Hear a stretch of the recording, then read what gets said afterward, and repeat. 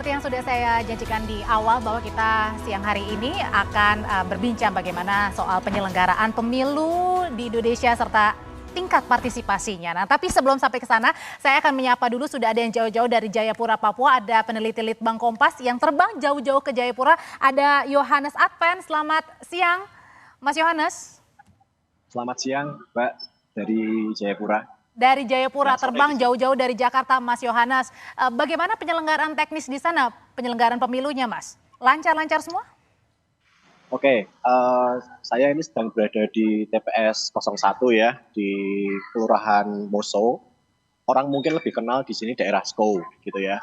Dan di sini berjalan lancar dari tadi pagi, namun hanya ada kendala sedikit terkait dengan distribusi surat suara begitu, karena memang sengaja didistribusikan di pagi hari sehingga mengurangi upaya untuk mengamankan ketika didistribusikan di H-1 seperti itu. Sehingga memang pagi ini agak berdampak pada dimulainya pemungutan suara yang semestinya dimulai jam 7 pagi namun baru bisa bergulir sekitar jam 10 pagi waktu Indonesia Timur. Namun selebihnya sampai dengan sekarang seperti ada di belakang saya ini, proses pemungutan suara masih berlangsung, masih berjalan, dan masih mengundang beberapa pemilih yang masih menggunakan surat undangan. Setelah ini baru proses yang beberapa pemilih pindahan atau tambahan seperti itu. Artinya sedikit molor ya dari jadwal seharusnya ditutup ya, karena tadi dimulainya juga agak terlambat gitu ya, Mas Yo? Ya, benar. Mas Yo, Litbang Kompas sampai turun nih, jauh-jauh terbang ke Jayapura, Papua. Sebenarnya saya ingin penasaran nih, kenapa sih sampai terbang jauh-jauh melihat penyelenggaraan di Jayapura untuk pemilu 2024, Mas Yo? Oke.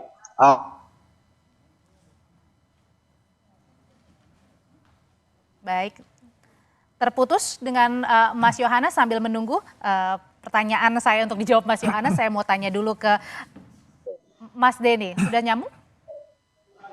Baik, saya mau nyapa lagi, Mas Yohanes masih bersama saya ya? Tadi sinyalnya terputus. Masih ya, maaf. Oke, Mas Yohanes, ini rasa penasaran saya juga. Kenapa Litbang Kompas ini sampai jauh-jauh turun ke sana untuk melihat teknis penyelenggaraan pemilu? Oke, maaf tadi terputus sedikit. Jadi memang saya ini adalah salah satu dari puluhan peneliti Litbang Kompas yang diturunkan ke berbagai provinsi di Indonesia, gitu ya. Dan memang dari Sabang sampai Merauke semuanya ada di 38 provinsi. Dan saya di sini selaku peneliti Litbang Kompas bertanggung jawab terhadap 2 provinsi di Papua, yaitu Papua Pegunungan dan Papua, seperti itu. Sehingga memang dalam hari-hari ini kami terjun ke lapangan untuk berkoordinasi dengan sedikitnya 2.000 tenaga lapangan yang hari ini bertugas di 2.000 TPS yang sedang kami survei. Dan juga masih ada puluhan bahkan ratusan orang-orang lainnya yang ada sebagai koordinator dan tugas-tugas lainnya yang menjadi pendukung tugas kami di lapangan seperti itu. Jadi ini memang kerja besar, kerja yang cukup berat yang dilakukan oleh Litbang Kompas demi mengawal proses demokrasi di Indonesia seperti itu. Demi mengawal proses demokrasi di Indonesia, makanya peneliti Litbang Kompas sampai jauh-jauh ya terbang ke Jayapura, Papua untuk memantau di sana. Terima kasih Yohanes Adven, peneliti Litbang Kompas sudah berbagi di Hitung Cepat Kompas TV. Sekarang saya mau bertanya ke Mas Denny. Mas Denny, ini kan untuk pemilih di Indonesia bagian timur, tengah sudah ditutup. Meskipun tadi ada beberapa yang karena terlambat masih dibuka ya. Di bagian barat, di kita ini tinggal menghitung ya berapa menit lagi untuk ditutup. Sejauh ini penyelenggaraannya gimana di seluruh Indonesia dilihatnya? Ya, kita ingat ya dalam pemilihan presiden atau pemilu tahun-tahun sebelumnya, tahun 2019, 2014, secara umum pelaksanaan pemilu di kita relatif cukup banyak diminati oleh masyarakat dengan tingkat partisipasi di atas 70%. Ya. Bahkan dalam pemilu 2019 itu mencapai 80% lebih. Artinya ada kenaikan antusiasme masyarakat untuk menyalurkan suaranya, aspirasinya di bilik suara begitu ya. Itu menarik bagaimana kita mencermati kenaikan tingkat partisipasi dalam pemilu 5 tahun yang lalu dibanding sebelumnya. Tentu bisa kita lakukan berbagai analisis, tapi menurut saya yang tidak bisa dibantah adalah ada perubahan format pemilu kita dari sebelumnya terpisah antara pemilihan presiden dengan pemilihan legislatif kemudian disatukan. Ya. Sehingga membuka peluang bagi mereka yang tadinya hanya ingin pilih presiden, tidak ingin pilih partai karena waktunya sama jadi mereka datang juga sekalian milih partainya atau sebaliknya begitu ya. Sekarang formatnya sama ya, pemilihan presiden dilakukan bersamaan dengan pemilihan legislatif. Sehingga ada ekspektasi kita tingkat partisipasi pemilu kurang lebih di 80%-an saya kira, kecuali mungkin ada faktor lain yang bisa menjelaskan kenaikan atau penurunannya. Saya belum melihat ada tanda-tanda penurunan kalau kita amati perbincangan misalnya di media sosial gitu ya, ada semacam keinginan untuk menyalurkan suara beberapa pihak yang tadinya ingin golput, kita harus datang ke TPS untuk memenangkan calonnya atau tidak jauh-jauh datang ke TPS-nya harus, misalnya ya, betul, di daerah gitu ya. Dan juga memang saya kira KPU perlu diapresiasi dengan memberikan berbagai kemudahan ya untuk bisa memilih mereka yang pindah lokasi itu bisa memungkinkan untuk melakukan. Tapi kalau ininya misalnya Mas Denny kalau tingkatnya kan tadi tinggi ya. Yep. Tapi gimana dengan penyelenggaraannya? Karena ini kan Jakarta saja contohnya diguyur hujan ya di daerah Jabodetabek terus-terusan. Ini kan mengganggu atau enggak nih untuk penyelenggaraan pemilunya? Misalnya kayak tadi di Jayapura katakanlah juga ternyata mundur kan? Ya benar, betul sekali. Saya kira itu faktor alam ya, yang mungkin saja akan berpengaruh seperti di Jakarta gitu ya. Tadi saya lihat waktu perjalanan ke Kompas TV, TPS masih cukup ramai sampai jam 11 siang gitu ya. Yang biasanya jam 10 sudah mulai sepi gitu. Tapi saya kira masyarakat juga sudah cukup dewasa gitu ya. Hujan atau apapun halangannya, antusiasme mereka cukup tinggi kok. Kalau kita survei sebelum hari H, kita ingin tanyakan apakah kemungkinan datang ke TPS, mayoritas mereka akan mengatakan saya ingin menyalurkan suara di TPS gitu ya. Bahkan more than angka partisipasi, dan biasanya memang ada social desirability. Kenapa saya bilang begitu? Kalau kita ingin tanya masyarakat sebelum hari H, kita ingin tahu apakah mau datang ke TPS, umumnya itu akan mengatakan akan datang walaupun pada hari H-nya bisa belum tentu datang. Kenapa? Ini jadi menarik. Niatnya dulu ya. Ini menarik, karakteristik pemilih kita, tidak semua, tapi saya punya data exit poll. Yang saya tanyakan begini, menurut Ibu atau Bapak, apakah pemilu itu wajib atau tidak? 90% mengatakan wajib. Oh, oke. Nah, tahan dulu Mas Denny. Kenapa kira-kira menarik ya? Kenapa alasannya mau datang? Karena di jajak pendapat terakhir Kompas juga bilang 96,4 ya Mas Bes ya, bahwa antusiasnya tinggi sekali untuk pemilu 2024. Apa alasannya? Tetaplah bersama kami di Hitung Cepat Kompas TV. Menjadi pilihannya masing-masing lah. Seperti juga capres tentu menganggap bahwa apa yang dipilih itu adalah merupakan pilihan dia. Gitu loh. Tetapi kalau kita kaitkan lagi dengan partisipasi pemilih, dalam konteks ini memang menarik kalau kita lihat pemilu kali ini.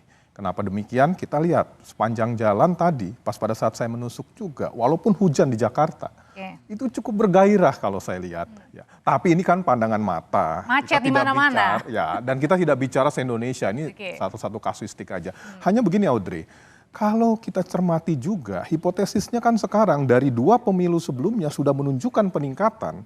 Ya, ditambah sekarang lagi dengan faktor ini adalah pemain-pemain bukan pemain lama, bukan pemain baru juga, tetapi tidak ada incumbent di sini. Tidak ada petahana ya. Tidak ada petahana di sini. Ini menunjukkan gairah persaingan, katakanlah sebelum-sebelumnya kita katakan dibagi 3. Kan begitu, sepertiga. Itu ekspektasinya seperti itu. Kalau realisasinya berdasarkan hasil survei, kalau kita lihat hasil observasi menunjukkan sisi yang berbeda juga. Ya, nah hanya yang mau saya tekankan di sini, ada beberapa faktor yang mengatakan ataupun kita cenderung mengatakan bahwa hipotesisnya akan meningkat pas pada saat sekarang. Tetapi pertanyaannya, dengan meningkatnya partisipasi pemilih, apakah itu menunjukkan juga bahwa kualitas pemilu kali ini lebih baik? Di era Orde Baru 6 kali pemilu, itu selalu di atas 90% partisipasi pemilihnya, minimal 93% bahkan. Ya, 96, 93. Nah, ini yang menjadi menarik nih kajian ini. Bisa jadi sekarang berdasarkan hipotesisnya akan meningkat karena incumbent tidak ada di situ, ataupun faktor-faktor lain kalau kita lihat di sini yang menunjang terhadap peningkatan partisipasi pemilih. Tetapi harus dicek juga apakah itu sebanding juga dengan kualitas pemilu itu sendiri. Kualitasnya memang tadi yang juga dipertanyakan ya, di samping dari kuantitasnya kalau memang tinggi ya Mas Bes ya, dan kita juga kembali mengingatkan bahwa ini sudah jam 1 lewat, artinya seharusnya semuanya sudah ditutup. Mungkin ada beberapa daerah yang tadi seperti di Jayapura ini agak terlambat untuk penutupannya, tapi semuanya sudah ditutup karena memang 13.00 itu aturan dari Komisi Pemilihan Umum, semua TPS sudah ditutup dan selanjutnya adalah dimulai dilakukan penghitungan di masing-masing TPS. Kalau gitu Mas Wawan, kalau dari Mas Wawan sendiri tadi Mas Bes menarik ya. Bukan hanya kuantitasnya, bukan hanya pemilihnya yang naik antusiasmenya, tapi juga diperhatikan betul kualitas di pemilu 2024.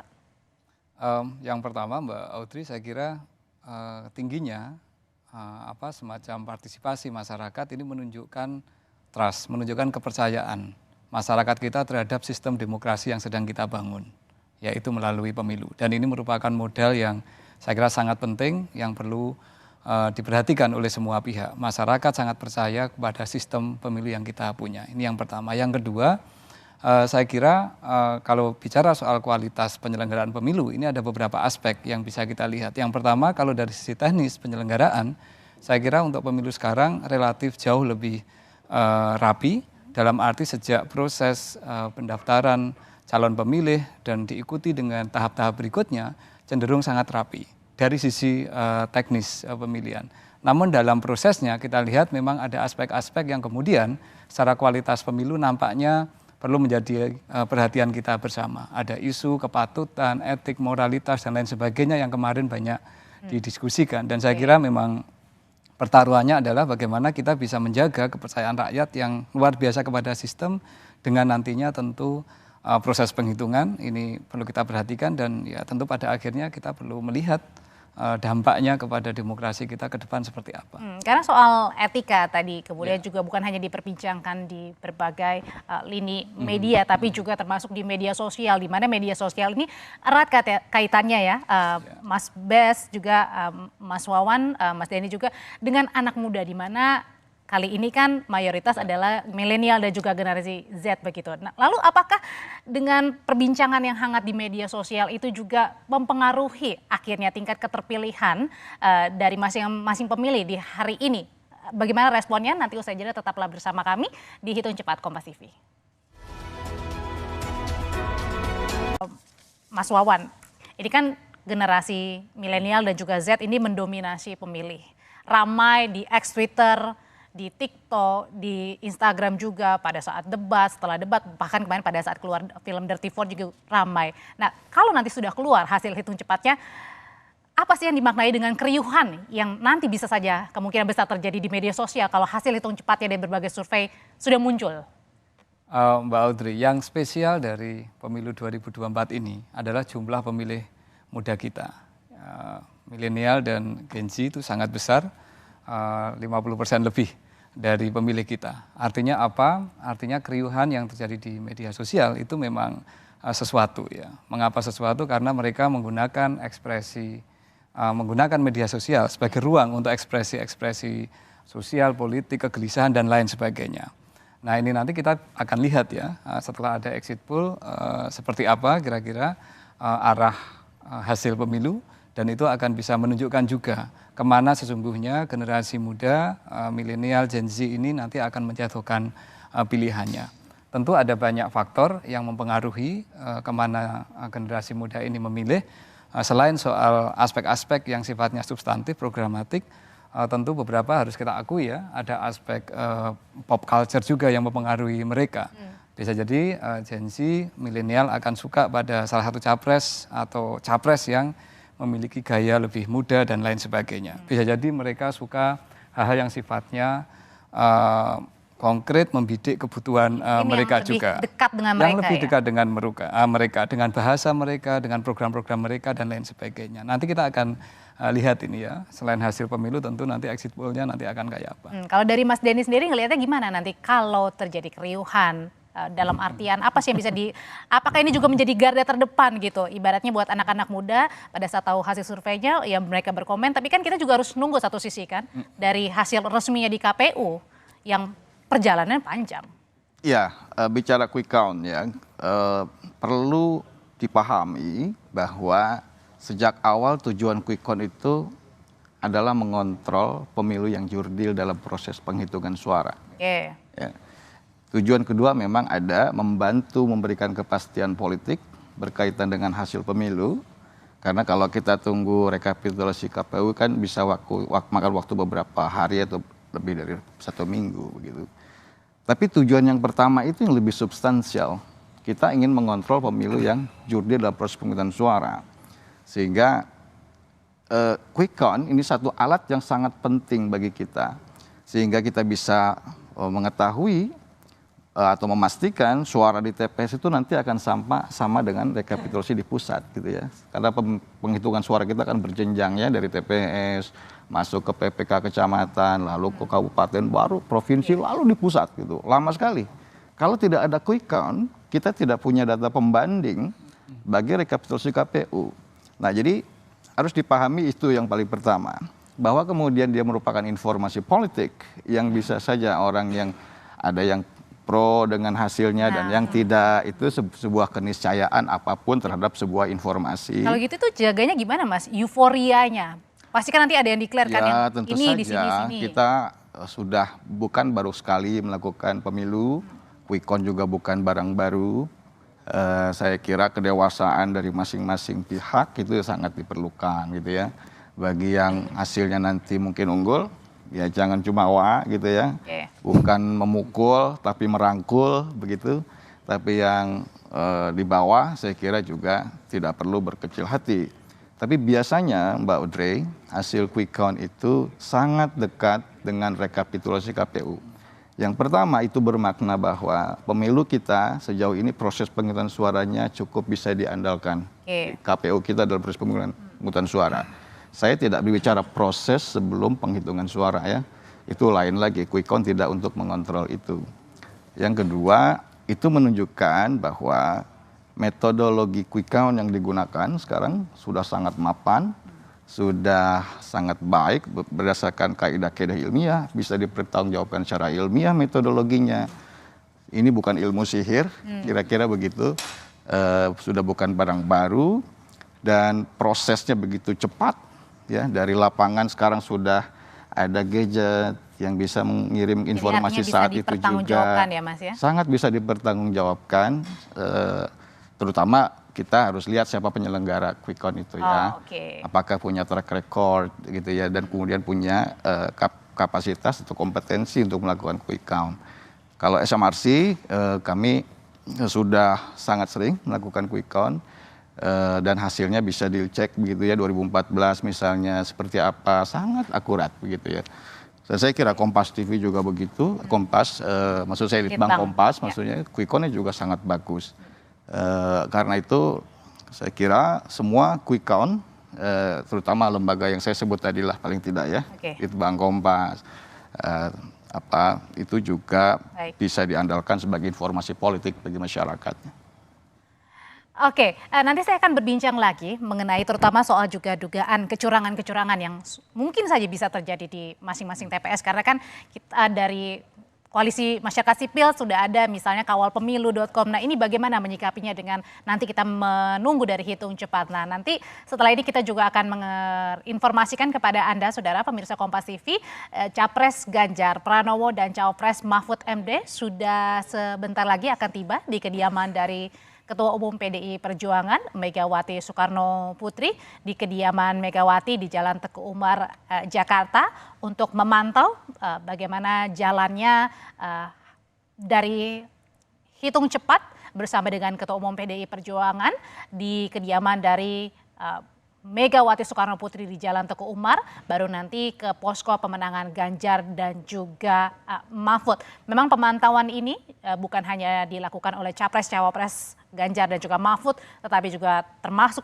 pemantauan yang dilakukan oleh Capres Cawapres Prabowo Gibran dan juga Capres Cawapres Anies Muhaimin di masing-masing sudah dikategorikan begitu ya. Nah, saya sambil menunggu kedatangan dari Capres Ganjar dan juga Cawapres Mahfud MD ke kediaman dari Ketua Umum PDI Perjuangan, Mas Bes, apa sih kemudian yang bisa dicermati dari Kompas begitu, dari Litbang Kompas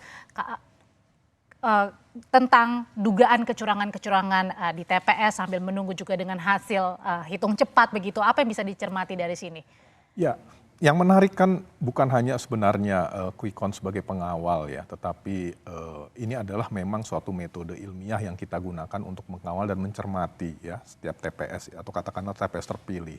Tetapi kita juga punya lapisan masyarakat lain yang mungkin mengorganisasikan proses pengumpulan dari seluruh TPS bahkan. Kalau kita lihat pemilu 2019 lalu dan sekarang pun akan juga dilakukan, bagaimana pemantauannya sebenarnya kalau kita lihat kawal pemilu dan yang lain-lain itu langsung dari setiap TPS. Jadi mengarah kepada sensus sebenarnya. Ini yang kita sebut sebenarnya semacam parallel vote tabulation. Ya. Kalau quick count itu mengambil sampel dari seluruh TPS yang ada, sebagian kecil untuk merepresentasikan populasinya. Kalau ini mengawal satu persatu TPS dengan melibatkan masyarakat. Keresahan apa sebenarnya yang di...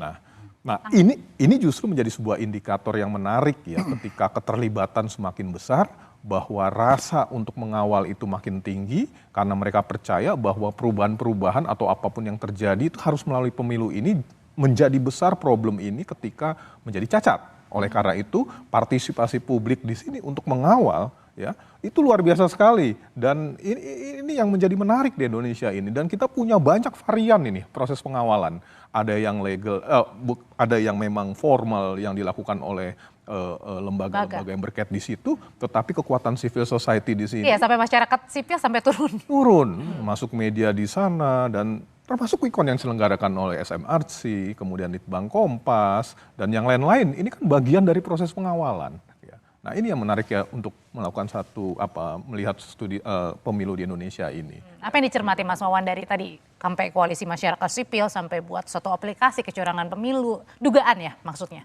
Apa yang dilihat dari sini? Jadi yang sangat menarik dalam pemilu di Indonesia selain soal tadi demografi pemilih itu juga keterlibatan masyarakat sipil. Dan kita tahu bahwa masyarakat sipil terlibat dalam pemilu kita ini bukan hanya saat sekarang untuk quick count maupun exit poll ya, tetapi juga keseluruhan proses pemilu. Jadi kalau kita lihat sejak awal masyarakat sipil kita sangat aktif untuk melihat setiap tahapan pemilu dan kemudian mencoba untuk selalu menyampaikan kepada publik jika ada persoalan-persoalan yang dipandang perlu untuk dicermati bersama. Ini artinya apa, Mbak? Artinya bahwa pemilu ini bukan hanya kemudian gawenya atau event yang dimiliki oleh partai politik dan para kandidat, tetapi juga masyarakat secara keseluruhan, dan fungsi dari masyarakat sipil termasuk dalam konteks ini media massa kan juga bagian dari masyarakat sipil kan, lembaga survei juga bagian dari itu. Dan kalau semuanya ini berada dalam proses pengawalan, maka nanti kita akan bisa meyakini bahwa hasilnya pada akhirnya adalah hasil yang legitimate. Mengapa? Karena setiap kali ada titik di mana potensi kecurangan itu akan muncul, maka masyarakat sipil akan bicara. Jika ada titik misalnya suara itu akan disimbangkan, maka akan ada masyarakat sipil yang bicara. Tapi harus kita pahami bahwa sekali lagi peran masyarakat sipil ini bukan hanya pada saat hari ini, ketika proses penghitungan dan nanti mengawal sampai proses pengumuman resmi, tetapi sesungguhnya proses yang sangat panjang. Nah, nanti kita lihat kira-kira apa ke depan yang kemudian bisa diperbaiki dan bisa dikembangkan. Oke, terima kasih Mas Wawan untuk pandangannya ya. Yang penting dikawal itu ya. Yep.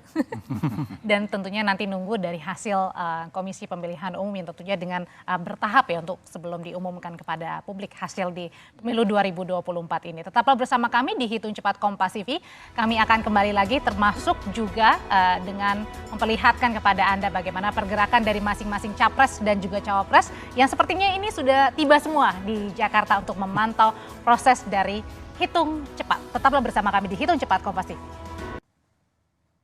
Masing-masing capres dan cawapres ini akan memantau penghitungan dari hasil hitung cepat. Di sisi sebelah kiri ini adalah pantauan dari tim capres Anies Baswedan dan juga cawapres Muhaimin Iskandar yang juga nanti direncanakan akan bertemu bersama untuk melakukan pemantauan hitung cepat dari berbagai lembaga survei.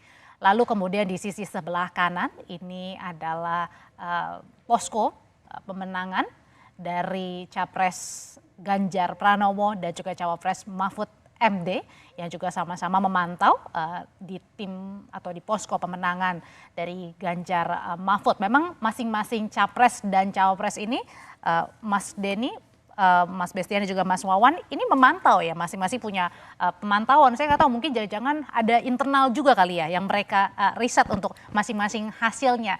Dan kemudian juga Capres Prabowo dan juga Gibran ini rencananya pemantauan di beberapa, ada di Istora, ada di Bidakara juga. Apa sih yang bisa dilihat dari masing-masing Capres ini dan Cawapres ini memantau di masing-masing tempat untuk hasil hitung cepatnya dan berkumpul di situ? Mas. Ya, tentu saja. Walaupun banyak pemantau yang lain, ya bukan hanya civil society dalam artian masyarakat secara langsung ataupun katakanlah media, tetapi partisipasi dirinya, kelompoknya untuk melihat itu menjadi sebuah semacam legitimasi, ya semacam legitimasi politik bagi masing-masing paslon bahwa apa yang dilihat benar, tetapi itu kan sifatnya kasuistik untuk berbagai macam wilayah saja. Atau bisa juga mereka dalam beberapa hal memiliki tim yang secara khusus seperti juga yang dilakukan oleh lembaga survei untuk melihat. Dalam berbagai macam sejarah pemilu selalu melakukan seperti itu. Tapi kami juga melihat kalau dasarnya adalah semuanya dilakukan sendiri, ya pemantauan-pemantauan yang berdasarkan pencatatan langsung, ya tidak didasarkan pada metode tertentu, biasanya menjadi problem. Nah, ketika problem itulah dijadikan dasar untuk katakanlah menggugat. Nah, itu beberapa kali sempat terjadi di periode-periode sebelumnya.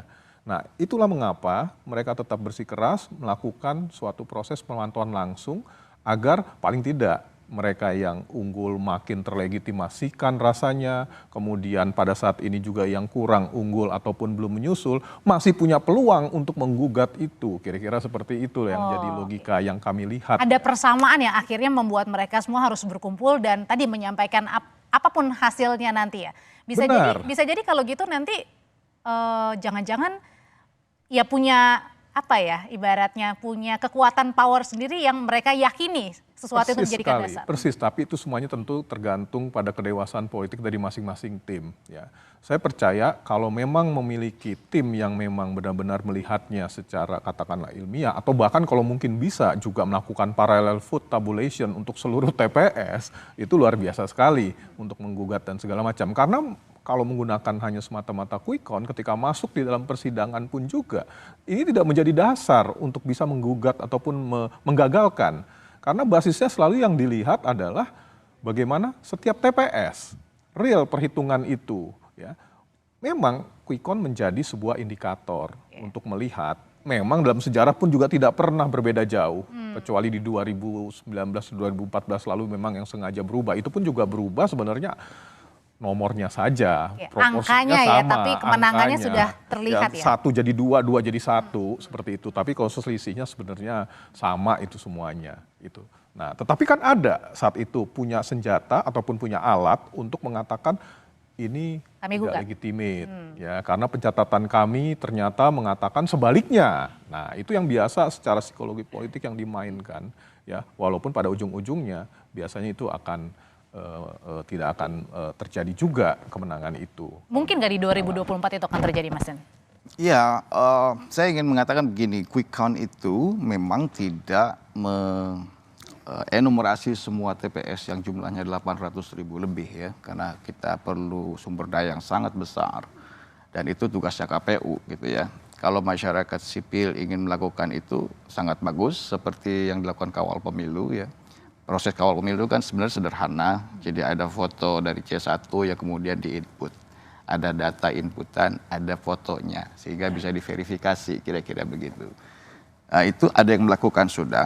Kemudian dari pihak para calon juga, kita lihat tadi punya data center masing-masing, begitu kan. Kenapa sih mereka melakukan itu? Ya, mereka justru yang paling punya kepentingan kan. Justru punya kepentingan bagaimana mereka bisa mengumpulkan bukti-bukti yang bisa menguatkan apabila terjadi dispute begitu. Yang penting adalah bahwa quick count itu walaupun dia sampel ya, tetapi dia punya legitimasi ilmiah. Ya, kalau masyarakat zaman sekarang pasti percaya dengan ilmu gitu ya. Sehingga dia punya power yang sangat kuat bagi kita untuk mengatakan ada masalah atau tidak dengan proses penghitungan suara. Kalau selisihnya jauh antara quick count dengan hasil KPU, maka pasti ada yang salah. Apakah quick count-nya yang salah atau KPU-nya yang salah? Tapi minimal ada kontes itu. Dan yang kedua, ketika quick count dilakukan oleh masyarakat sipil, bukan negara, kemudian yang kedua bukan kontestan, dia punya nilai lebih. Karena ada trust di sana, orang yang melakukan quick count tidak punya kepentingan politik. Kalau yang melakukan adalah calon gitu ya, kemudian pasti akan survei ada internal counter, ya, lembaga internal ya. ada counter dari calon yang satunya lagi. Nah itu manfaat quick count dilakukan oleh lembaga, oleh masyarakat sipil sehingga ada trust gitu ya terhadap hasil quick count itu, ditambah lagi record sebelumnya. Kalau dari sisi calon, saksi-saksinya misalnya, itu kita punya pengalaman ya dulu ya, waktu 2019, 2014, hasil tabulasi calon gitu bersama dengan saksinya ternyata sangat berbeda dengan hasil quick count begitu. Tetapi sebetulnya tidak pernah secara jelas membuka datanya masing-masing, cuma dipublikasi saja gitu. Dan ketika dibawa ke dalam pengadilan ternyata juga tidak berhasil membuktikan. Itu artinya quick count yang bisa diandalkan walaupun dia sebuah sampel. Dan jangan lupa 2000 TPS yang dilakukan oleh Litbang Kompas atau SMRC itu harus dilihat suara sahnya berapa. 380 ribuan kalau kita konversi ke dalam suara sah. 380 ribu bandingkan dengan survei opini publik yang hanya 2.000-3.000 responden. Jauh lebih powerful. Jadi dilihat ratusan ribunya itu, maka kita terbuka pikiran kita. Ini angka yang besar bagi mereka yang senang dengan angka besar, gitu ya. Tapi bagi orang statistik, itu yang penting adalah bagaimana data itu berkualitas, kemudian juga bisa dihitung margin of error-nya, statistically itu sudah terbukti di mana-mana, ini ilmiah, gitu ya, bukan ilmu sihir. Gitu. Oke, nanti kita akan kembali lagi untuk melanjutkan perbincangan termasuk pemantauan ya dari masing-masing tim sukses Capres dan juga Cawapresnya yang sudah memantau atau sedang menuju pergerakan ke masing-masing untuk memantau jalannya hitung cepat. Tetaplah bersama kami di Hitung Cepat Kompas TV. Pesan dari Capres Anies Baswedan yang sudah berada di posko pemenangan, Anies Muhaimin, hormati suara dan jaga meskipun berbeda pilihan untuk masyarakat tapi harus hormati suara. Nah ini gimana memaknainya dari pernyataan dari Capres Anies ini, Mas Wawan begitu. Karena kan masing-masing tadi memantau begitu, tidak tertutup kemungkinan euforia di masing-masing hasilnya yang positif atau tidak. Tapi kan ini masing-masing ada keriuhan di posko pemenangan. Gimana caranya menjaga? Karena kan toh nanti hasil resminya harus nunggu KPU paling lambat 20 Maret, sebulan lebih lagi.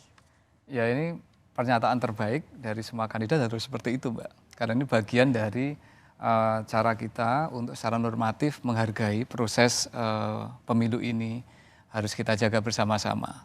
Namun demikian ya tentu dugaan saya masing-masing mesin politik, masing-masing tim ses kandidat saat ini kan sudah mulai mencari informasi dari manapun ya terkait dengan kemungkinan-kemungkinan hasil awalnya akan seperti apa. Nah, tentu saja pernyataan-pernyataan seperti ini tetap sangat penting, sangat perlu. Tinggal kita lihat dari sisi mana kayak gitu. Kalau kita dari sisi masyarakat, dari sisi pemilih, ini pernyataan yang luar biasa bagus dan kuat. Artinya ada pesan baik kepada penyelenggara pemilu, kepada saksi-saksi yang ada di TPS, kepada semua pihak yang terlibat untuk tidak main-main dengan suara rakyat. Ini dari sisi kita masyarakat.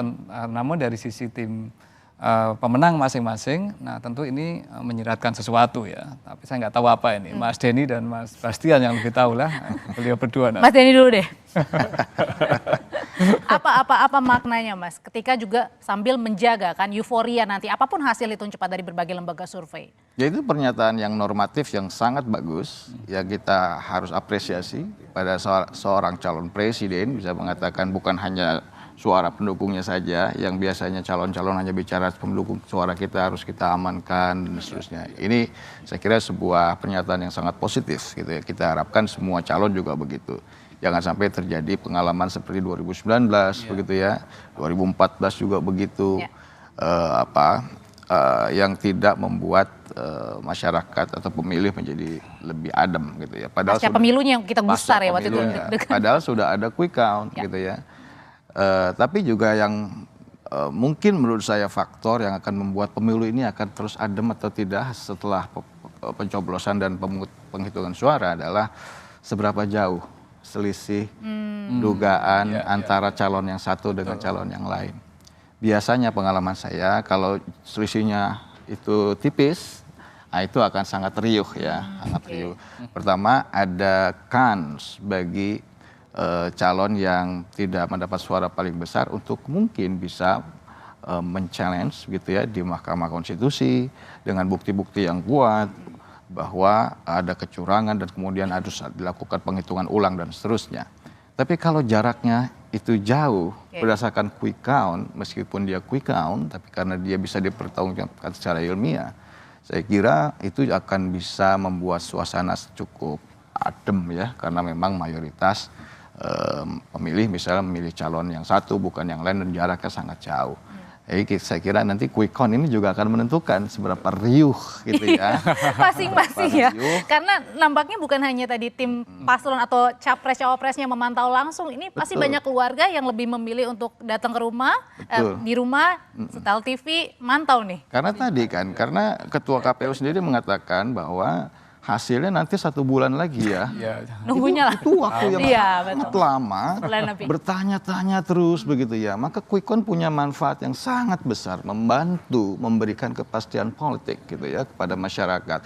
Yang tadinya bertani, oh sudah selesai kita bertani kembali, menyambung hidup lagi dengan harapan baru, pemimpin yang baru, siapapun yang terpilih, mereka yang bekerja sebagai buruh, mereka yang di kantor, sudah selesai. Bahwa KPU melakukan itu tugas KPU karena apa? Itu konsekuensi dari penghitungan yang sangat manual di kita ya, masih manual. Kalau penghitungan sudah otomatis seperti di negara maju di Amerika Serikat umum misalnya, saya kira quick count nggak begitu penting lagi dari sisi quicknya gitu ya. Cepatnya. Itu kan nama quick count itu khas Indonesia. Sebenarnya adalah parallel vote tabulation mulai di Filipina tahun 1986 gitu ya. Begitu masuk Indonesia menjadi quick count gitu, itu meja redaksi lah saya tahu itu milih kata apa yang paling pas untuk acara ini gitu kira-kira gitu ya. Muncullah istilah quick count khas Indonesia itu. Saya kira kita akan lihat lah hasil quick count nanti seperti apa. Oke, terima kasih Mas Denny. Nanti kita akan kembali lagi di Hitung Cepat Kompas TV. Tapi sebelumnya nanti kita akan ada Cynthia Rompas. Tapi sebelumnya saya mengucapkan terima kasih karena kita sudah berbincang banyak. Mas Denny Irvani, Direktur Riset SMRC. Terima kasih Mas Wawan Masudi, pengamat politik UGM. Terima kasih Mas Bestian Nainggolan, peneliti senior Litbang Kompas. 1 jam lagi kita akan pantau Hitung Cepat ya. Sama-sama, makasih.